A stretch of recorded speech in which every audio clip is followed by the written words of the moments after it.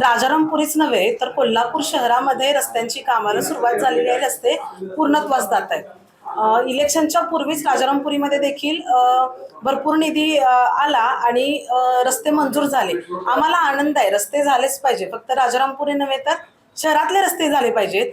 आणि सर्वच 81 नगरसेवकांची मागणी हीच आहे की शहरातील विकास व्हावा.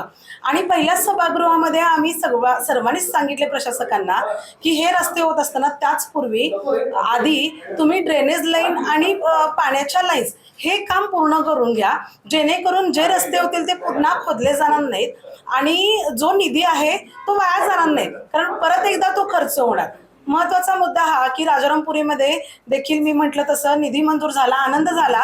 रस्ते बरेच वर्षांना होत आहेत. 2016 साली रस्ते झाले होते आणि त्यानंतर 2017 साली अमृत योजना मंजूर झाली. आणि ह्या अमृत योजनेमध्ये राजारामपुरीतले प्रमुख 4 रस्ते जे की Rajarampuri main road, bus route, castle road आणि बापट मार्ग, ह्या मार्गामध्ये अमृत योजनेतून ऑलरेडी त्यावेळी लाईन्स पाण्याच्या मंजूर करून घेतल्या गेलेल्या आहेत.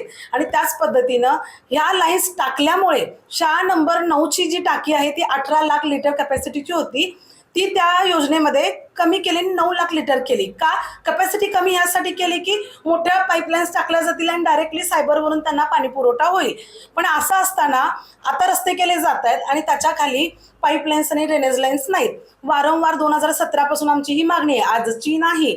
रस्ते मंजूर झाले त्या दिवसापासून आजतागायत आम्ही तेच बोलतोय की आधी पाईपलाईन्स टाका, पाणी लाईन्स टाका, पण त्या अजूनही झालेल्या नाही आहेत. आधी रस्ते करा, शहरातले रस्ते पूर्ण करा, पण त्याआधी मंजूर असलेल्या टेंडरमध्ये मंजूर असलेल्या लाईन्स तुम्ही करा. हे टेंडर आमच्याकडे आहे अमृत योजनेचं, यामध्ये त्या लाईन्स मंजूर आहेत राजारामपुरीमधल्या, आणि हे तुम्ही करत नाही आणि तुम्ही डायरेक्ट रोड करताय. याला काही अर्थ नाही. जनतेचा पैसा वाया घालवू नका. मंजूर असलेला निधी आहे त्याला परत निधी मिळणार नाहीये आणि ऑलरेडी मंजूर असल्यामुळं परत त्याची प्रोव्हिजन भविष्यात होणार नाहीये. हा सगळा लोड किंवा हा सगळा त्रास राजारामपुरीतल्या नागरिकांना होणार आहे. पाणी पुरवठा विस्कळीत होणार आहे, सुरळीत राहणार नाहीये. माझी जबाबदारी आहे एक नागरिक म्हणून आणि नगरसेविका म्हणून, जो विश्वास नागरिकांनी मला दिलेला आहे, मी प्रशासकाकडून याचा पाठपुरावा करून आधी पाईपलाईन तुम्ही टाकून घ्या आणि मगच रस्ते करा. ही कळकळीची विनंती आम्ही सारखी वारंवार केलेली आहे. पण आता इशारा आहे शिवसेनेच्या वतीनं मोठं आंदोलन करू जर ह्या लाईन्स टाकल्या नाहीत तर. आगामी काळात काय भूमिका राहणार आहे? हा, मी तेच म्हणाले की आमच्या सगळ्याच नगरसेवकांची इच्छा आहे की आधी ड्रेनेज लाईन आणि पाईपलाईन घ्या आणि तरच मगच हे रस्ते करा. पण रस्ते तसे आधीच केले जात आहेत, तर तुम्ही आधी रस्ते करा, लाईन्स टाका, मग रस्ते करा. अन्यथा शिवसेनेच्या माध्यमातून एक उग्र आंदोलन आम्ही छेडू आणि ते रस्ते तुम्हाला, पाईपलाईन्स तुम्हाला टाकाव्याच लागतील. खरं तर वारंवार तुम्ही तसं मी म्हणाले ना, हा प्रश्न आमचा आजचा नाहीच आहे.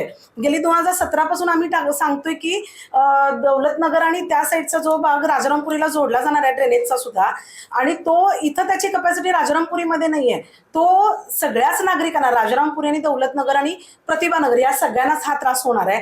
कारण स्ट्रॉम वॉटरला कपॅसिटी नसल्यामुळे ड्रेनेज सिस्टीम या स्ट्रॉम वॉटरला जोडल्या गेलेल्या आहेत आणि पाऊस आल्यानंतर हे स्ट्रॉम वॉटरच्या माध्यमातून हे ड्रेनेज सगळं राजारामपुरीला वरती येणारा त्रासदायक होणार आहे.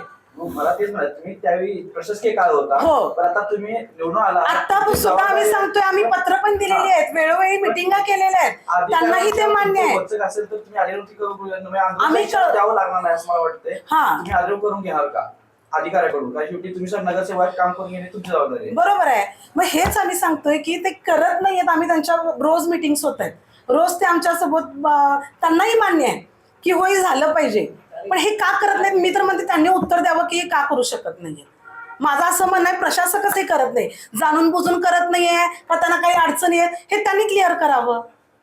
या संदर्भात तुम्ही आयुक्तांची किंवा महापौरांची झालेलं आहे, वेळोवेळी झालेलं आहे. सर्व अधिकाऱ्यांशी, सर्व डिपार्टमेंटशी आम्ही वेळोवेळी म्हणणं मांडलेलं आहे, फिरती झालेली आहे, त्यांनाही मान्य आहे. आम्ही रोज मी तेच सांगते तुम्हाला, आज आमचं हे प्रेस घेण्याचं कारणच ते आहे की आमची तीच मागणी आहे की रस्ते, इशारा त्यांना दिला, आम्ही सगळं केलं की रस्ते थांबवा, आधी लाईन्स टाका, तरी ते जबरदस्ती हे काम पार पाडतायत. रस्ते करा, आम्हाला आनंदच आहे, पण त्याआधी ह्या सुविधा नागरिकांना द्या.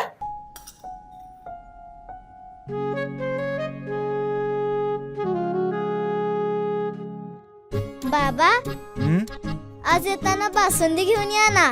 अगं कालच आपण आईचा वाढदिवस होता म्हणून आणली होती ना. ऐकलं, गोकुळची बासुंदी पुन्हा खावीशी वाटतेय. खरं सांगू, मलाही खावीशी वाटतेय. पुन्हा पुन्हा खावीशी वाटणारी गोकुळ बासुंदी.